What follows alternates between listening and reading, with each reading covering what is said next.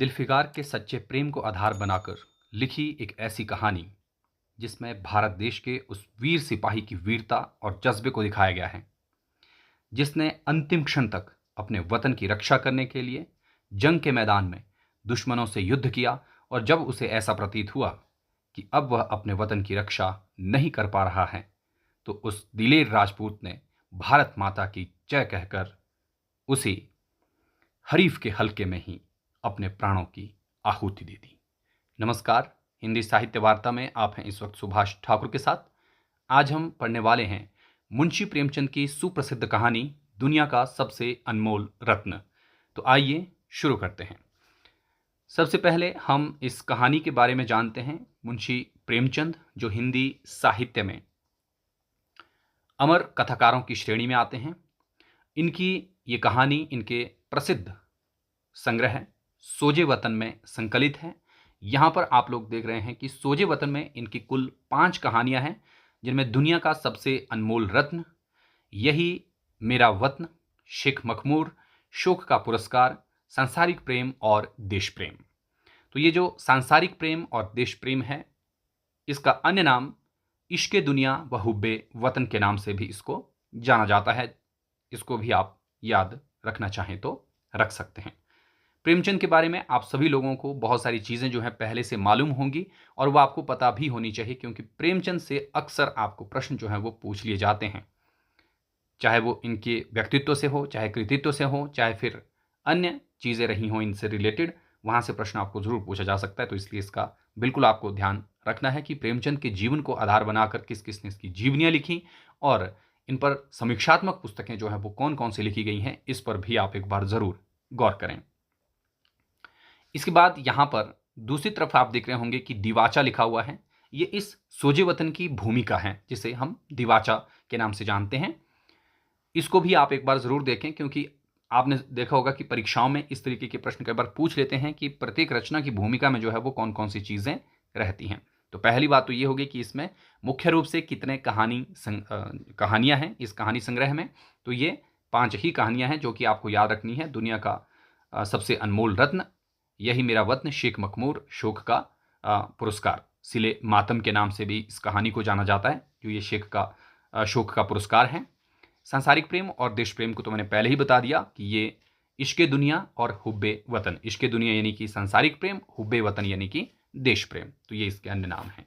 आइए अब हम इसके दिवाचा की तरफ बढ़ते हैं। दिवाचा यानी कि भूमिका। हर एक कौम का इल्म अदम। एक चीज़ आपको ध्यान रख लेनी है, यहाँ पर लास्ट में देखिए, यहाँ पर नवाब राय लिखा हुआ है, यानी कि पहल जो प्रेमचंद ने अपना साहित्य लिखा वो उर्दू में ही लिखते थे नवाब राय के नाम से। और इनकी ये जो सोचे वतन की कहानियाँ हैं, ये इन्होंने क्या लिखी हैं, उर्दू में ही लिखी हैं, और उर्दू में ही इन्होंने नवाब राय के नाम से लिखा था। लेकिन जब इस सोजे वतन को अंग्रेज सरकार के द्वारा जो है वो बैन कर दिया गया था, इसके बाद इन्होंने नवाब राय के नाम से भी लिखना बंद कर दिया था, क्योंकि इनको पहले से ही ये आदेश मिला था कि ये नवाब राय के नाम से अब नहीं लिखेंगे। तो इसलिए बाद में इन्होंने अपना नाम प्रेमचंद कर दिया। ठीक है। हर एक कौम का इल्म अदम अपने ज़माने की सच्ची तस्वीर होता है, जो ख्यालात कौम के दिमागों को मुतहरिक यानी कि सक्रिय करते हैं, और जो जज्बात कौम के दिलों में गूंजते हैं वो नज़्म व नस्थ यानी कि पद्य और गद्य के सफ़ों में ऐसी सफाई से नजर आते हैं जैसे आईने में सूरत। तो ये वाली पंक्ति बेहद महत्वपूर्ण है, इसको आप बिल्कुल याद रखें। हो सकता है इसको पूछा जाए कि कहाँ पर आई है ये, तो बिल्कुल इसके संग्रह की भूमिका में इन्होंने लिखा था कि जो कोई भी देश होता है तो वहाँ की सच्ची तस्वीर जो कौन होती है, वहाँ का जो साहित्य है। ठीक है, आगे क्या लिखते हैं। हमारे लिटरेचर का इब्तिदाई दौर वो था कि लोग गफलत के नशे में मतवाले हो रहे थे। इस ज़माने की अदबी यादगार बजजू अलावा आशिकाना गज़लों और चंद फहाश किस्सों यानी कि अश्लील कहानियों के कुछ और नहीं हैं। दूसरा दौर उसे समझना चाहिए जब कौम के नए और पुराने ख्यालात में ज़िंदगी और मौत की लड़ाई शुरू हुई और इस्लाह तमद्दुन, सांस्कृतिक सुधार की तजवीज़ें सोची जाने लगीं।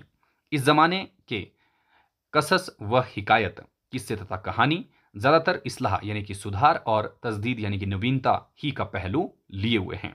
अब हिंदुस्तान के कौमी ख्याल ने बलूगियत यानी कि बालिगपन या बुद्धिमत्ता के जीने पर एक कदम और बढ़ाया है, और हुब्बे वतन के जज्बात लोगों के दिलों में उभरने लगे हैं। क्यों कर मुमकिन था कि इसका असर अदब पर न पड़ता। ये चंद कहानियाँ इसी असर का आगाज़ यानी कि प्रारंभ हैं और यकीन है कि ज्यों-ज्यों यानी कि ज्यों-ज्यों हमारे ख्याल वसीह या विस्तृत होते जाएँगे, इसी रंग के लिटरेचर की रोज़ अफ़ज़ों यानी कि प्रतिदिन बढ़ना, फ़रोग़, उन्नति होता जाएगा। हमारे मुल्क को ऐसी किताबों की अशद सख्त ज़रूरत है, जो नई नस्ल के जिगर व हुब्बे वतन देश प्रेम की अज़मत यानी कि महिमा का नक्शा जमाएँ। तो ये नवाब राय जी कह रहे हैं शुरुआत में। देखिए, इनसे पहले जो साहित्य लिखा गया, चाहे वो कहानी हो या फिर उपन्यास हो, आप देखते हैं या तो वो समाज सुधार की बातें ही हो रही थी या फिर उससे भी पहले अगर आप देखें तो वहाँ पर ज़्यादातर जो साहित्य लिखा जा रहा था वो किस प्रकार का था, जो तिलिस्मी और अय्यारी किस्म के उपन्यास लिखे जा रहे थे केवल और केवल मनोरंजन करने के लिए। तो इस पर प्रेमचंद ने एक महत्वपूर्ण पंक्ति भी कही थी कि वो साहित्य के लिए उपयोगी नहीं है भई उस तरीके का साहित्य। और यही बात यहाँ पर ये कह रहे हैं कि अब जो है हुब्बे वतन यानी कि देश प्रेम की जो भावना है वो भी लोगों में जगाना जो है वो ज़रूरी था। यही इनके कहने का यहाँ पर आशय है। और जैसे-जैसे इन्होंने बताया कि अब हम इस बालिगपन की ओर जो है वो बढ़ रहे हैं कि साहित्य हमारा जो है देश भक्ति की ओर जो है वो होना चाहिए और इस ओर का इनका ये पहला कदम था। और इसी के चलते आप देखते हैं कि अंग्रेज सरकार ने जो इसके ऊपर राजद्रोह का आरोप भी लगाया और इनकी इस पंक्ति इसकी इनकी इस रचना को जो है इन्होंने बैन भी कर दिया था। ठीक है? तो ये भी आपको प्रश्न कई बार पूछा जाता है कि कौन-सी रचना इनकी बैन हुई थी। तो ये वैसे तो ये बिल्कुल बेसिक सा क्वेश्चन है, लेकिन फिर भी आपको पता होना चाहिए। भूमिका को दिवाचा के रूप में यहाँ पर लिखा है। ठीक है? इसको भी आप ध्यान में ज़रूर रखिएगा। आइए अब हम इसके महत्वपूर्ण तथ्यों के बारे में जानते हैं कि कौन-कौन सी बातें हैं जो इसमें मुख्य हैं।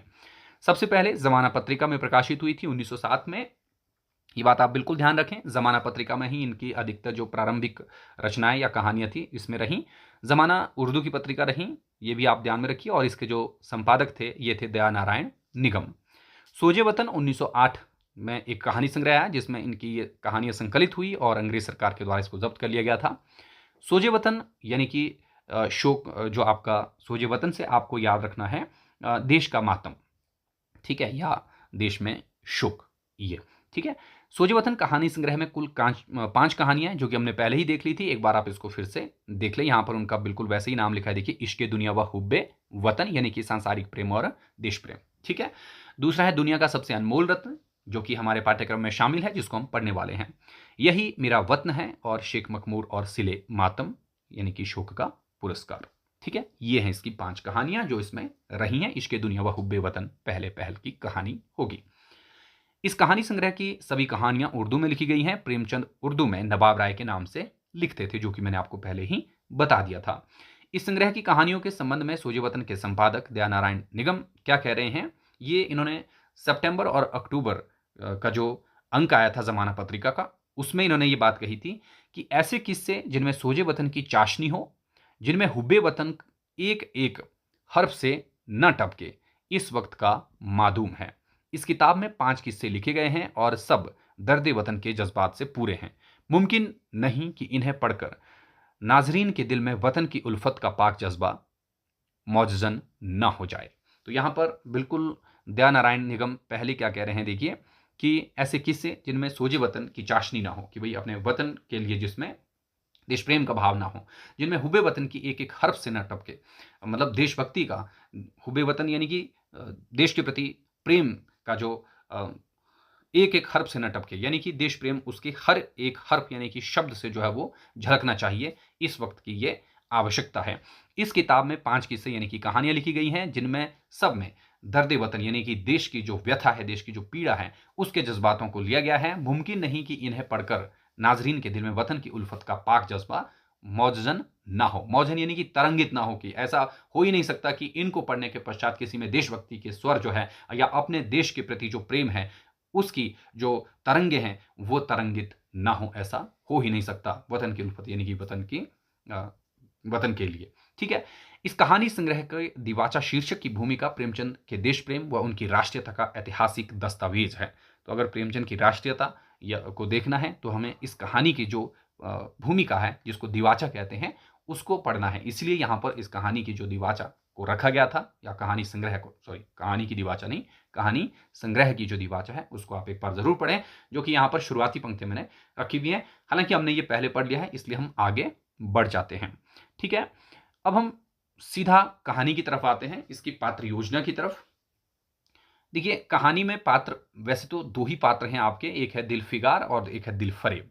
तो मैंने शुरुआत इसी दिलफिगार के प्रेम से की थी कि इसके जो सच्चा प्रेम है उसको आधार बनाया गया है, और इसके साथ-साथ भारत देश के उस वीर सिपाही की वीरता को भी दिखाया गया है कि जो लड़ते-लड़ते अपने लहू का आखिरी कतरा भी जो है वो अपने वतन के लिए बहा देता है, और वहीं जो आपका जिसको हम हरीफ का हल्का कहते हैं, यानी कि शत्रु के कब्जे में आया हुआ जो क्षेत्र है, उसमें ही वो अपने प्राण त्याग देता है, हालांकि वो भारत भूमि ही है। ठीक है, तो यहां पर पूरी की पूरी कहानी जो घूम रही है वो दिलफिगार और दिलफरेब के इर्द गिर्द ही घूमती है, जो कि हमारी इस कहानी के नायक और नायिका भी हैं। लेकिन इसके साथ साथ यहां पर देखें कि एक काला चोर भी है, जो हत्यारा कैदी, इसे फांसी दी जा रही है, बुजुर्ग आदमी भी है और वीर सिपाही भी है। ये 3-4 पात्र ही इस कहानी में आते हैं, लेकिन इस कहानी का मर्म जब आप देखेंगे तो देशभक्ति की भावना से ओतप्रोत एक सशक्त कहानी है। किसी भी व्यक्ति में जो है देश प्रेम का भाव जगा दे, इस प्रकार की यह कहानी रही है। यहाँ पर ध्यान ये रख लेना है कि ये जो नायिका है दिलफरेब, ये मीनो सवाद यानी कि इटली के किसी शहर की या किसी स्थान की नायिका है, जो कि हुस्न की देवी है। ठीक है, ये बात भी आप ध्यान में रखें। और वहीं इटली से भारतवर्ष की ओर जो है बाद में नायक आता है, एक वीर सिपाही से, जब वो उसकी भेंट होती है।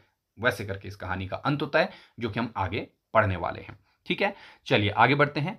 फिर इसके मूल प्रतिपाद्य और यहाँ की प्रमुख जो घटनाएं हैं इस कहानी की, उनको हम देखते हैं। मूल प्रतिपाद्य तो आपको समझ आ ही गया होगा कि किस प्रकार की यह कहानी रही है, क्योंकि आपने सोजे वतन की भूमिका देख ली और आपने सोजे वतन के अंतर्गत आने वाली कहानियां ही देख ली। उनके शीर्षकों से ही पता चल पड़ता है कि ये देशभक्ति की भावना से ओतप्रोत कहानियां रही हैं, और दुनिया का सबसे अनमोल रत्न भी ऐसी ही कहानी है। और यहां पर अपने आप में कौतूहल पैदा कर देता है ये शीर्षक कि वास्तव में दुनिया की सबसे अनमोल चीज जो है वो क्या है, ये जानने के लिए जो पाठक सदैव आतुर रहता है। और इसी प्रश्न का उत्तर ढूंढने की कोशिश हम आज करेंगे इस अपनी कहानी में, और आप भी इसमें डिसाइड कर सकते हैं कि दुनिया का सबसे अनमोल रत्न जो है वो क्या है।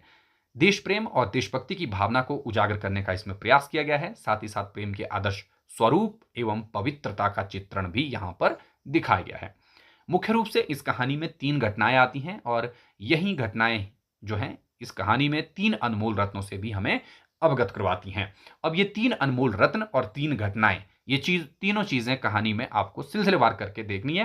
पहले पहल यहां पर काला चोर को फांसी जब दी जा रही होती है, तो उसकी आंखों से जो आंसू टपकते हैं मृत्यु से पहले, पहले पहल नायक उन चीजों को समझता है कि ये दुनिया की सबसे अनमोल चीज है। इसलिए यहां पर जो ये रेड कलर में लिखा है, देखिए, पवित्र आंसू, ये है यहां पर पहला अनमोल रत्न, जो किसकी नजर में था, जो दिलफिगार की नजर में था कि ये दुनिया की सबसे अनमोल चीज हो सकती है, लेकिन इसे स्वीकार नहीं किया जाता, ये हम बाद में पढ़ेंगे। दूसरी चीज है नाजनीन का अपने शोहर के साथ सती होना, यानी कि एक जो कोमल स्त्री है वो क्या है, अपने शोहर के साथ ही क्या हो गई है, सती हो गई है। तो सती की चिता की राख, जब सती और उस मृत व्यक्ति को वो देखता है कि दोनों, एक स्त्री जो है अपने प्रेमी के लिए अपना सर्वस्व त्याग देती है, सती हो जाती है, और स्वयं जलकर जब वो देखता है, उसको देखता है कि दोनों जल रहे हैं, लास्ट तक वहां पर बैठा रहता है और उनकी उस चिता को साथ ले चलता है, तो उसे मालूम होता है कि दुनिया की बेशक सबसे कीमती चीज जो है यही राख है, जो प्रेमियों की राख है, जो एक दूसरे के लिए मर मिट गए हैं। हालांकि अपने आप में एक बहुमूल्य चीज हो सकती है ये, लेकिन इसे भी अस्वीकार कर लिया जाता है दुनिया के अनमोल रत्न मानने से। फिर इसके बाद तीसरी जो घटना रहती है वो है सच्चे देशभक्त का देश पर कुर्बान हो जाना। तो देश सेवा में कुर्बान सिपाही के खून का जो आखिरी कतरा होता है, वही वास्तव में दुनिया का सबसे अनमोल रत्न माना जाता है। और जब इसे जा पाकर वो मीनो सवाद शहर की ओर जाता है और वहां पर दिलफरेब से मिलता है, तो वो खुशी खुशी उस दुनिया के अनमोल रत्न को स्वीकार करती है और अपने को दिलफिगार के लिए सदैव समर्पित कर देती है। और इस तरीके से आप देखते हैं कि इस कहानी का अंत भी होता है। और विस्तार से अब हम इस कहानी को और समझने की कोशिश करेंगे, लेकिन उससे पहले हम कुछ और महत्वपूर्ण तथ्यों की ओर देख लेते हैं, या इसकी जो समीक्षा है मोटे मोटे तौर पर उसको भी कर लेते हैं। तो 3 प्रमुख घटनाएं और 3 रत्नों की यहां पर बात हुई है। सबसे अनमोल रत्न कौन सा है, वो खून का आखिरी कतरा जो वतन की हिफाजत में गिरा हो। ठीक है, इनको आप ध्यान में रखें। अब इसकी समीक्षा में देख लीजिए, दिलफिगार दिलफरेब का प्रेम पाने के लिए तड़पता है शुरुआत में, और प्रेमिका प्रेमी को दुनिया की सबसे अनमोल चीज जो है वो लाने के लिए कहती है, और प्रेमी अनमोल चीज ढूंढने जो है वो निकल भी पड़ता है। पहले पहल वह काले चोर को देखता है, जैसे फांसी की सजा सुनाई गई थीं।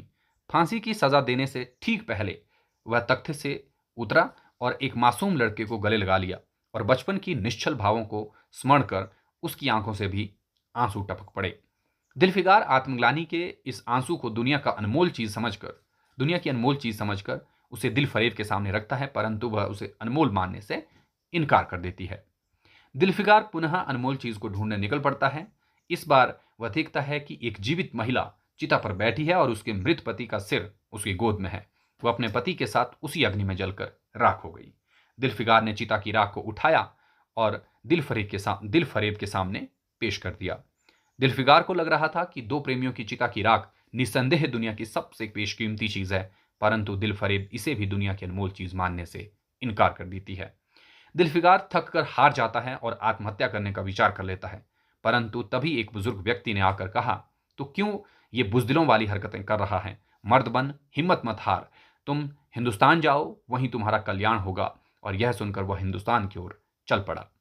जब दिलफिगार पाक धरती पर पहुंचता है तब वह देखता है कि वहां पर लाशें पड़ी हैं। सहसा उसकी नजर एक सिपाही पर पड़ती है जो अधमरा पड़ा था। उसके शरीर से खून बह रहा था और जब दिलफिगार ने उसके खून को रोकने के लिए उस पर एक कपड़े का टुकड़ा रखा तो उस सिपाही ने कहा कि मैं जीना नहीं चाहता हूं, मेरे खून का आखिरी कतरा मेरे वतन के लिए है। यही कहकर वह प्राण त्याग देता है। दिलफिगार उस सिपाही के रक्त को ले जाकर दिलफरीद के समक्ष प्रस्तुत करते हुए कहता है कि यही सबसे अनमोल रत्न है। एक देशभक्त ने लहू का आखिरी कतरा अपने देश के लिए न्यौछावर कर दिया। दिलफरेब खुश हुई और उसे प्रेमी के रूप में स्वीकार कर लिया। अंत में दिलफरेब ने एक तख्ती निकाली जिस पर स्वर्ण अक्षरों में लिखा था कि खून का वह आखिरी कतरा जो वतन की रक्षा करते हुए गिरे, वही दुनिया का सबसे अनमोल रत्न है। देश प्रेम व देशभक्ति को महत्व इस कहानी में दिया गया है और देश रक्षा करते हुए सैनिक के लहू के समक्ष कोई भी चीज कीमती नहीं हो सकती। गुलामी का जीवन जीने से अच्छा है देश की रक्षा करते हुए अपने प्राण त्याग देना। यही संदेश इस कहानी के माध्यम से लेखक के द्वारा देने का प्रयास किया गया है। तो छोटी सी समीक्षा, यहीं से आप पूरी की पूरी कहानी जो है वो समझ गए होंगे। अब आपके काम की जो सबसे महत्वपूर्ण चीज यहां पर इस कहानी से संबंधित मैं समझता हूं, आप सभी लोग जानते हैं कि प्रेमचंद उर्दू में लिखते थे और ये इनकी प्रारंभिक कहानियां रही हैं और यहाँ पर कुछ उर्दू के शब्द भी रहे हैं जिनका अर्थ आपको जानना बहुत ज़रूरी हो जाता है, क्योंकि आपने देखा होगा कि प्रीवियस ईयर पेपर में जो प्रश्न पूछे हैं वो कहानी में आए या तो जो देशज शब्द हैं या फिर जो क्लिष्ट शब्द हैं उनको पूछा गया है कि उनके अर्थ जो है वो क्या हैं। तो आप एक बार इनके जो मुख्य मुख्य शब्द आए हैं उनको भी ज़रूर पढ़ें, ये आपके काम की चीज़ है। हालांकि आगे यहाँ पर वो रखे हुए हैं, वहाँ से आपको वो चीज़ें मिल जाएंगी। ठीक है, तो देखना है आपको एक बार ज़रूर, क्योंकि इसका जो मूल पाठ है वो कहीं ना कहीं आपको नहीं मिलेगा। हमेशा यहाँ पर इसमें आपको देखने को मिलेगा कि इसको क्या किया गया है, लोगों के द्वारा अपने तरीके से लिखा गया है। ठीक है, तो इसलिए इसमें जो आए उर्दू के शब्दावली है उसको आप जरूर देखें। अब हम देख लेते हैं कि गोपाल राय ने इस कहानी के संदर्भ में क्या क्या बातें कही हैं। सबसे पहले ये लिखते हैं कि अली जावेद जैदी ने नवाब राय यानी कि प्रेमचंद लिखित दुनिया का सबसे अनमोल रत्न को 1906 में प्रकाशित बताते हुए उसे उनकी पहली कहानी माना है। तो देखिए जावेद जैदी इसने क्या कहा कि 1906 में जो लिखी गई कहानी है यही इसकी पहली कहानी है। जबकि अमृत राय जो इनके बेटे थे, ठीक है, प्रेमचंद के, इन्होंने क्या किया, लिखा कलम का सिपाही नाम से इनकी जीवनी लिखी थी। तो इन्होंने कहा कि इसमें दुनिया का सबसे अनमोल रत्न का प्रकाशन काल 1907 बताया है, पर ये सूचनाएं अपने आप में विवादास्पद हैं, जो कि मैंने पहले ही आपको बता दिया था कि ये जो कहानी है 1907 में थी, 1908 में जो है जमाना पत्रिका में प्रकाशित हुई, लेकिन लेखकों के अलग अलग मत हैं, तो ऐसा प्रश्न यहां से आपको मेरे हिसाब से नहीं पूछा जाएगा। ठीक है, आगे ये लिखते हैं इन कहानियों यानी कि सोजे वतन की जो कहानियां हैं उनको लेकर के कह रहे हैं कि इनके माध्यम से नवाब राय ने औपनिवेशिक शासन से मुक्ति की भारतीय आकांक्षा को व्यक्त किया था, जो औपनिवेशिक शासन की नजर में राजद्रोह था। यद्यपि नवाब राय ने अपने देश प्रेम को प्रच्छन्न रूप में व्यक्त करने की सावधानी बरती थी, पर किसी सरकारी नौकर में देश प्रेम का भाव भी हो, यह औपनिवेशिक शासन को बर्दाश्त नहीं था। इस अपराध के लिए नवाब राय को प्रशासन द्वारा तलब किया गया था और सोजे वतन की जब्ती के आदेश के साथ साथ उनके लेखन पर भी पाबंदी लगा दी गई थी। तो ये कुछ पंक्तियां हैं जो नवाब राय को लेकर के या फिर सोजे वतन कहानी संग्रह को लेकर के गोपाल राय ने कही थी। तो इनको भी आप एक बार जरूर याद रख लें। अब यहाँ पर जो शब्दावलियों की बात मैं कह रहा था कि इसमें बहुत सारे ऐसे शब्द हैं जिनके अर्थ आपको जो है थोड़े बहुत पता होने चाहिए। सबसे पहले इसमें खुशो खुर्रम आया है एक, जिसमें निश्चल है, ठीक है। ज़र परवेज़ यानी कि सूर्य की चमक है, देखिए। आला इशात ये दुनियावी यानी कि दुनिया के दोषों से रहित। अयाम गुंजिश्ता यानी कि बीता वक्त। नीम बिस्मिल बीच का समय। इन सभी जो भी यहाँ पर शब्द आए हैं, इनको जब आप कहानी पढ़ेंगे ना, वहाँ से भी आप याद रख सकते हैं। लेकिन कहानी, जैसे कि मैंने पहले भी कहा, कि अब वो थोड़ी-सी उर्दूनुमा ना होकर उसको हिंदीनुमा बनाने की कोशिश ज़्यादा की जा रही है, ठीक है। तो मूल हमारे पास पाठ है नहीं, लेकिन ये शब्द जो हैं इस कहानी में ज़रूर आए हुए हैं, इसलिए इनके अर्थों को वहाँ यहाँ से आप देख लें। लगभग 70 शब्द मैंने यहाँ पर रखे हैं। इन सभी शब्दों को एक बार आप ज़रूर देखें, वीडियो को पॉज़ करके देख लें चाहें, ठीक है। तो एक बार फिर से मैं पीछे दिखा देता हूँ। यहाँ पर देखिए, ये पहला पेज हो गया। आप चाहें तो इसका स्क्रीनशॉट भी ले सकते हैं। इसके बाद यहाँ पर आप दूसरा ये वाले पेज को भी देख लीजिए, कौन कौन से शब्द इसमें आए हैं। गिराबान, अनमोल रतन, पिन्हा यानी कि दूर होना, ऐसे शब्द हैं। फिर इसके बाद यहाँ पर इस पेज में भी देख लीजिए, यहाँ पर हैं बहुत सारे शब्द, और इसमें भी यहाँ पर आपका आए हैं, है ना। तो ये जितने भी शब्द यहाँ पर हैं, इन सभी को आप नोट डाउन कर लें। हो सकता है यहाँ से आपको प्रश्न जो है वो पूछे जाएं कि कौन कौन से शब्द इसमें रहे हैं उर्दू के, ठीक है। तो ये शब्दावली हो गई। अब हम इसके बाद देखने वाले हैं इस कहानी का मूल पाठ।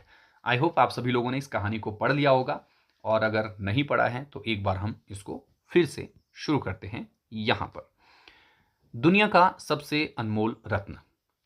दिलफिगार एक कंटीले पेड़ के नीचे दामन चाक किए बैठा हुआ खून के आंसू बहा रहा था। वह सौंदर्य की देवी यानी मलका दिलफरेब का सच्चा और जान देने वाला प्रेमी था। उन प्रेमियों में नहीं जो इत्र फुलेल में बसकर और शानदार कपड़ों से सजकर आशिक के वेश में माशूकियत का दम भरते हैं, बल्कि उन सीधे साधे भोले भाले फिदाइयों में जो जंगल और पहाड़ों से सिर टकराते हैं और फरियाद मचाते फिरते हैं। दिलफरेब ने उससे कहा था कि अगर तू मेरा सच्चा प्रेमी है तो जा और दुनिया की सबसे अनमोल चीज लेकर मेरे दरबार में आ, तब मैं तुझे अपनी गुलामी में कबूल करूंगी। अगर तुझे वह चीज न मिले तो खबरदार इधर रुख न करना, वरना सूली पर खिंचवा दूंगी। दिलफिगार को अपनी भावनाओं के प्रदर्शन का, शिकवे शिकायत का, प्रेमिका के सौंदर्य दर्शन का तनिक भी अवसर न दिया गया। दिलफरेब ने ज्यों ही यह फैसला सुनाया, उसके चौबदारों ने गरीब दिलफिगार को धक्के देकर बाहर निकाल दिया, और आज 3 दिन से यह आफत का मारा आदमी उसी कंटीले पेड़ के नीचे उसी भयानक मैदान में बैठा हुआ सोच रहा है कि क्या करूं। दुनिया की सबसे अनमोल चीज मुझको मिलेगी? नामुमकिन। और वह है क्या? कारों का खजाना, आबे हयात, खुसरो का ताज, जामे जम, तख्ते ताउस, परवेज की दौलत? नहीं, ये चीजें हरगिज नहीं। दुनिया में जरूर इनसे भी महंगी, इनसे भी अनमोल चीजें मौजूद हैं, मगर वह क्या हैं, कहाँ हैं, कैसे मिलेंगी?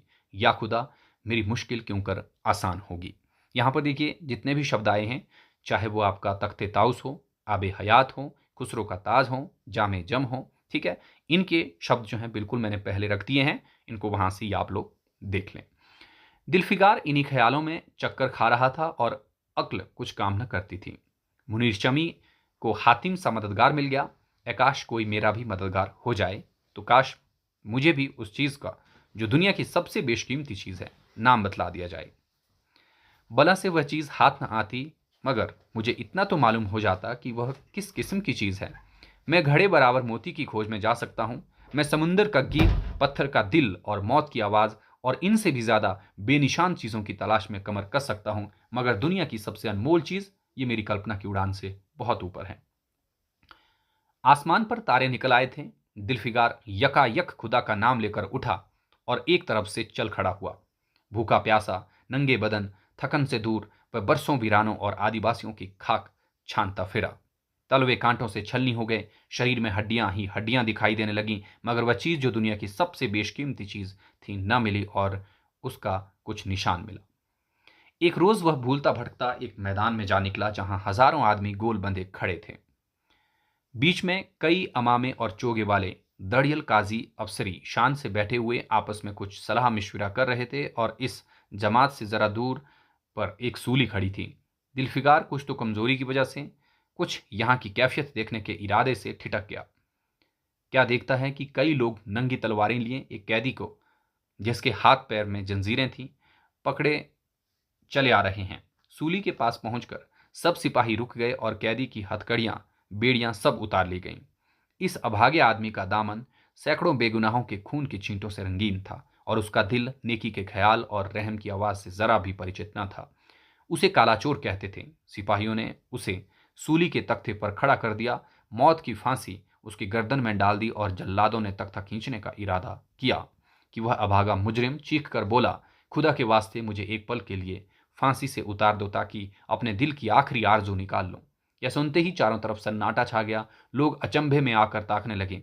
काजियों ने एक मरने वाले आदमी की अंतिम याचना को रद्द करना उचित न समझा और बदनसीब पापी काला चोर जरा देर के लिए फांसी से उतार लिया गया।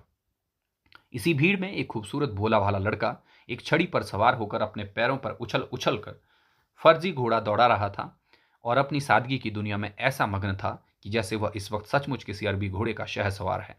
उसका चेहरा उस सच्ची खुशी से कमल की तरह खिला हुआ जो चंद दिनों के लिए बचपन ही में हासिल होती है और जिसकी याद हमको मरते दम तक नहीं भूलती। उसका दिल अभी तक पाप की गर्द में और धूल से अछूता था और मासूमियत उसे अपनी गोद में खिला रही थी। बदनसीब कालाचोर फांसी से उतरा। हजारों आंखें उस पर गड़ी हुई थीं। वह उस लड़के के पास आया और उसे गोद में उठाकर प्यार करने लगा। उसे इस वक्त वह जमाना याद आया जब वह खुद ऐसा ही भोला भाला, ऐसा ही खुश व खुर्रम और दुनिया की गंदगियों से ऐसा ही पाक साफ था। माँ गोदियों में खिलाती थी, बाप बलाएं लेता था और सारा कुनबा जान न्यौछावर करता था। आह, काले चोर के दिल पर इस वक्त बीते हुए दिनों की याद का इतना असर हुआ कि उसकी आंखों से जिसने दम तोड़ती हुई लाशों को तड़पते देखा और न झपकी। आंसू का एक कतरा टपक पड़ा। दिलफिकार ने लपक कर उस अनमोल मोती को हाथ में ले लिया और उसके एक दिल ने कहा, बेशक ये दुनिया की सबसे अनमोल चीज है जिस पर तख्ते ताउस और जामे जम और आबे हयात और जरे परवेज सब कुछ न्यौछावर हैं। इस ख्याल से खुश होता कामयाबी की उम्मीद में सरमस्त दिलफिकार अपनी माशूका दिलफरेब की शहर मीनो सवाद को चला। मगर ज्यों ज्यों मंजिलें तय होती जाती थीं, उसका दिल बैठ जाता था कि कहीं उस चीज़ की जिसे मैं दुनिया की सबसे बेशकीमती चीज़ समझता हूँ, दिल फरेब की आंखों में कद्र ना हुई तो मैं फांसी पर चढ़ा दिया जाऊंगा और इस दुनिया से नामुराद हो जाऊंगा। लेकिन जो हो सो हो, अब तो किस्मत आजमाई है। आखिरकार पहाड़ और दरिया तय करते हुए शहर मीनो सवाद में जा पहुंचा और दिल फरेब की ड्योढ़ी पर जाकर विनती की कि थकान से टूटा हुआ दिलफिगार खुदा के फजल से हुक्म की तामील करके आया है और आपके कदम चूमना चाहता है। दिलफरेब ने फौरन अपने सामने बुला भेजा और एक सुनहरे पर्दे की ओट से फरमाइश की कि वह अनमोल चीज पेश करो। दिलफिगार ने आशा और भय की एक विचित्र मनस्थिति में वह बूंद पेश की और उसकी सारी कैफियत बहुत पुरअसर लफ्जों में बयान कर दी। दिलफरेब ने पूरी कहानी बहुत गौर से सुनी और वह भेंट हाथ में लेकर जरा देर तक गौर करने के बाद बोली, दिलफिगार, बेशक तूने दुनिया की बेशकीमती चीज ढूंढ निकाली। तेरी हिम्मत और तेरी सूझबूझ की दाद देती हूं, मगर यह दुनिया की सबसे बेशकीमती चीज नहीं है। इसलिए तू यहां से जा और फिर कोशिश कर, शायद अब की तेरे हाथ वह मोती लगे और तेरी किस्मत में मेरी गुलामी लिखी हो। जैसा कि मैंने पहले ही बतला दिया था, मैं तुझे फांसी पर चढ़वा सकती हूं, मगर मैं तेरी जान बख्शी करती हूं, इसलिए कि तुझ में वह गुण मौजूद है जो मैं एक अपने प्रेमी में देखना चाहती हूं और मुझे यकीन है तू जरूर कभी न कभी कामयाब होगा। नाकाम और नामुराद दिलफिकार इस माशुकाना इनायत से जरा दिलेर होकर बोला, ए दिल की रानी, बड़ी मुद्दत के बाद तेरी ड्योढ़ी पर सजदा करना नसीब होता है। फिर खुदा जाने ऐसे दिन कब आएंगे। क्या तू अपने जान देने वाले आशिक के बुरे हाल पर तरस न खाएगी और क्या अपने रूप की झलक दिखाकर इस जलते हुए दिलफिगार को आने वाली सख्तियों के झेलने की ताकत न देगी। तेरी एक मस्त निगाह के नशे से चूर होकर मैं वह कर सकता हूं जो आज तक किसी से न बन पड़ा हो। दिलफरेब आशिक की यह चाव भरी बातें सुनकर गुस्सा हो गई और हुक्म दिया कि इस दीवाने को खड़े खड़े दरबार से निकाल दो। चौबदार ने फौरन गरीब दिलफिगार को धक्के देकर यार के कूचे से बाहर कर दिया। कुछ देर तक वो तो दिलफिगार अपनी निष्ठुर प्रेमिका की इस कठोरता पर आंसू बहाता रहा और सोचने लगा कि कहाँ जाऊं। मुद्दतों रास्ते नापने और जंगलों में भटकने के बाद आंसू की यह बूंद मिली थी। अब ऐसी कौन सी चीज है जिसकी कीमत इस आबदार मोती से ज्यादा हो। हजरत खिज्र, तुमने सिकंदर को आबे हयात के कुएं का रास्ता दिखाया था, क्या मेरी बाह न पकड़ोगे। सिकंदर सारी दुनिया का मालिक था, मैं तो एक बेघर बार मुसाफिर हूं। तुमने कितनी ही डूबती कश्तियां किनारे लगाई हैं, मुझ गरीब का बेड़ा भी पार करो। ए आली मुकाम जिब्रील, कुछ तुम ही इस नीमजान खुद दुखी आशिक पर तरस खाओ। तुम खुदा के एक खास दरबारी हो, क्या मेरी मुश्किल आसान न करोगे? गरज यह कि दिलफिगार ने बहुत फरियाद मचाई, मगर उसका हाथ पकड़ने के लिए कोई सामने नहीं आया। आखिर निराश होकर वह पागलों की तरह दोबारा एक तरफ को चल खड़ा हुआ। दिलफिगार ने पूर्व से पश्चिम तक, उत्तर से दक्षिण तक कितने ही जंगलों और वीरानों की खाक छानी। कभी बर्फिस्तानी चोटियों पर सोया, कभी डरावनी घाटियों में भटकता फिरा, मगर जिस चीज की धुन थी वह न मिली। यहां तक कि उसका शरीर हड्डियों का एक ढांचा रह गया। एक रोज वह शाम के वक्त किसी नदी के किनारे खस्ता हाल पड़ा हुआ था। बेखुदी के नशे से चौंका तो क्या देखता है कि चंदन की एक चिता बनी हुई है और उस पर युवती सुहाग के जोड़े पहने, सोलों सिंगार किए हुए बैठी है। उसकी जांग पर उसके प्यारे पति का सर है। हजारों आदमी गोल बांधे खड़े हैं और फूलों की बरखा कर रहे हैं। यकायक चिता में से खुद ब खुद एक लपट उठी। सती का चेहरा उस वक्त एक पवित्र भाव से आलोकित हो रहा था। चिता की पवित्र लपटें उसके गले से लिपट गई और दम के दम में वह फूल सा शरीर राख का ढेर हो गया। प्रेमिका ने अपने को प्रेमी पर न्यौछावर कर दिया और दो प्रेमियों के सच्चे पवित्र अमर प्रेम की अंतिम लीला आंख से ओझल हो गई। जब सब लोग अपने अपने घरों को लौटे तो दिलफिगार चुपके से उठा और अपने चाक दामन कुर्ते में यह राख का ढेर सिमेट लिया और इस मुट्ठी भरी राख को दुनिया की सबसे अनमोल चीज समझता हुआ सफलता के नशे में चूर यार के कूचे की तरफ चला। अब की ज्यों ज्यों वह अपनी मंजिल के करीब आता था, उसकी हिम्मतें बढ़ती जाती थीं।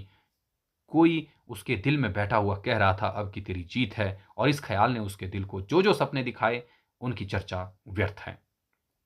आखिरकार वह शहर मिनो सवाद में दाखिल हुआ और दिल फरेब की ऊंची ड्योढ़ी पर जाकर खबर दी कि दिलफिगार सुर्ख रूह होकर लौटा है और हुजूर के सामने आना चाहता है। दिल फरेब ने जामाज आशिक को फौरन दरबार में बुलाया और उस चीज के लिए जो दुनिया की सबसे बेशकीमती चीज थी हाथ फैला दिया।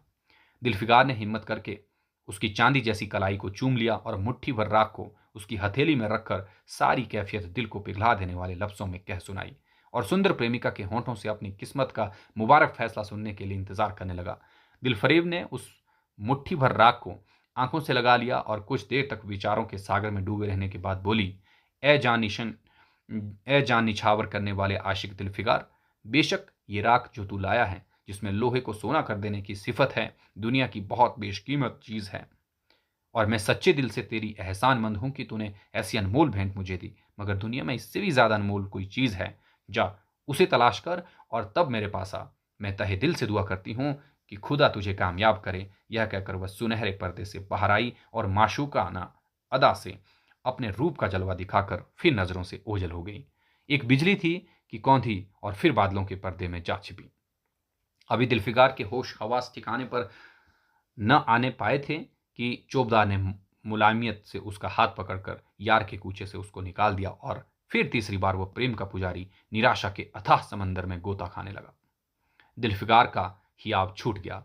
उसे यकीन हो गया कि मैं दुनिया में इसी तरह नाशाद और नामुराद मर जाने के लिए पैदा किया गया था और अब इसके सिवा और कोई चारा ही नहीं कि किसी पहाड़ पर चढ़कर नीचे कूद पड़ूं ताकि माशूक के जुल्मों की फरियाद करने के लिए एक हड्डी भी बाकी न रहे। वह दीवाने की तरह उठा और गिरता पड़ता एक गगनचुंबी पहाड़ की चोटी पर जा पहुंचा। किसी और समय वह ऐसे ऊंचे पहाड़ पर चढ़ने का साहस न कर सकता था, मगर इस वक्त जान देने के जोश में उसे वह पहाड़ एक मामूली टेकरी के से ज्यादा ऊंचा नजर नहीं आया।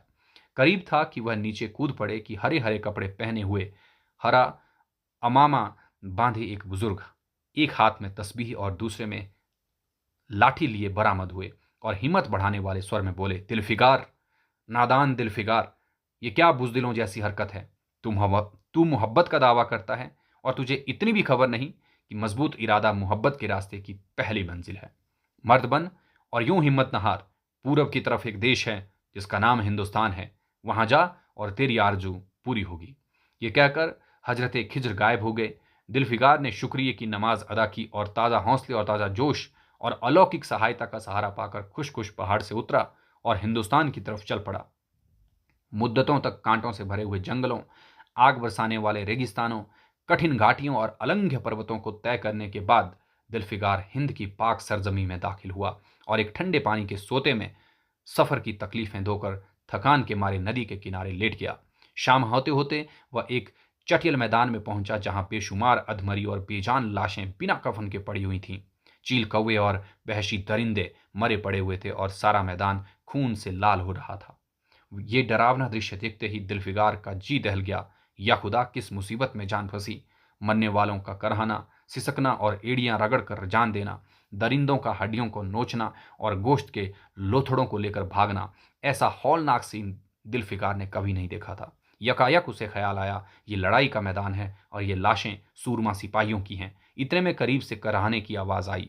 दिलफिकार उस तरफ फिरा तो देखा कि एक लंबा तगड़ा आदमी, जिसका मर्दाना चेहरा जान निकलने की कमजोरी से पीला हो गया है, जमीन पर सर झुकाए पड़ा हुआ है। सीने से खून का फवारा जारी है, मगर आबदार तलवार की मूठ पंजे से अलग नहीं हुई।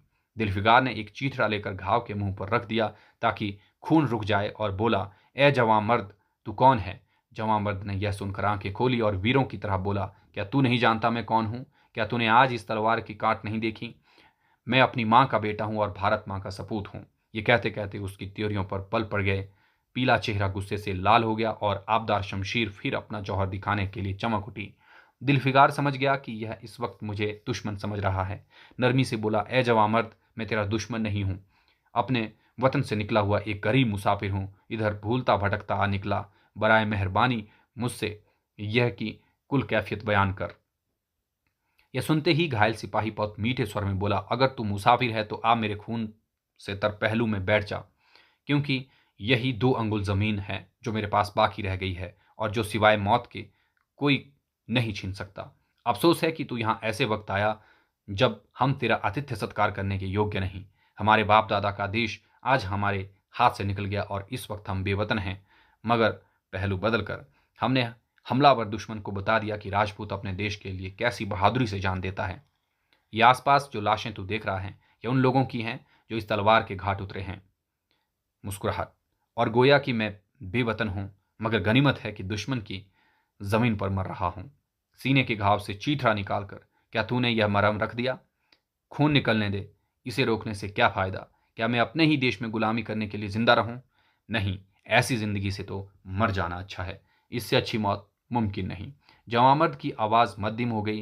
अंग ढीले पड़ गए। खून इतना ज्यादा बहा कि खुद ब खुद बंद हो गया। रह रहकर एक आध बूंद टपक पड़ता था। आखिरकार सारा शरीर बेदम हो गया। दिल की हरकत बंद हो गई और आंखें मुंद गईं। दिलफिकार ने समझा अब काम तमाम हो गया कि मरने वाले ने धीमे से कहा, भारत माता की जय। और उसके सीने से खून का आखिरी कतरा निकल पड़ा। एक सच्चे देशप्रेमी और देशभक्त ने देशभक्ति का हक अदा कर दिया।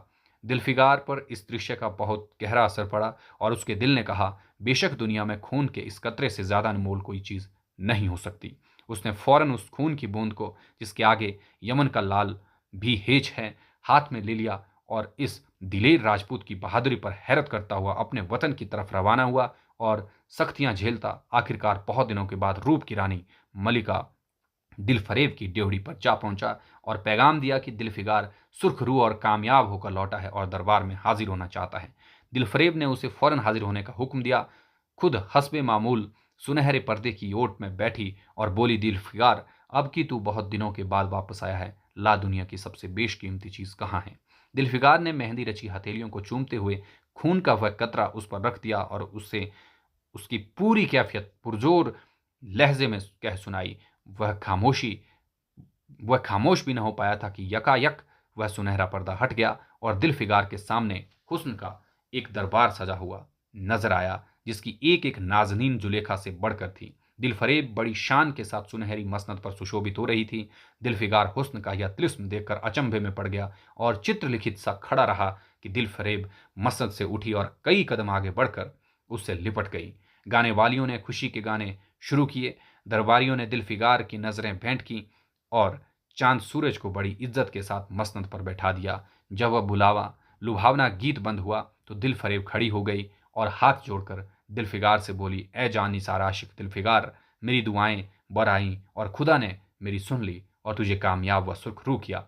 आज से तू मेरा मालिक और मैं तेरी लौंडी। यह कहकर उसने एक रत्न जटित मंजूषा मंगाई और उसमें से एक तख्ती निकाली जिस पर सुनहरे अक्षरों में लिखा हुआ था, खून का वह आखिरी कतरा जो वतन की हिफाजत में गिरे, दुनिया की सबसे अनमोल चीज है। बस इतनी सी थी ये कहानी। आई होप कि आप सभी लोगों को ये खूब पसंद आई होगी और जो भी इससे जुड़े महत्वपूर्ण तथ्य थे उनको हमने पहले देख लिया। आई होप ये आपके लिए काफ़ी उपयोगी भी साबित होगी। तो आज के लिए इतना ही। हम मिलेंगे नेक्स्ट सेशन में एक नई कहानी के साथ। तब तक आप सभी लोग पढ़ते रहिए, पढ़ाते रहिए और मुस्कुराते रहिए। Bye bye.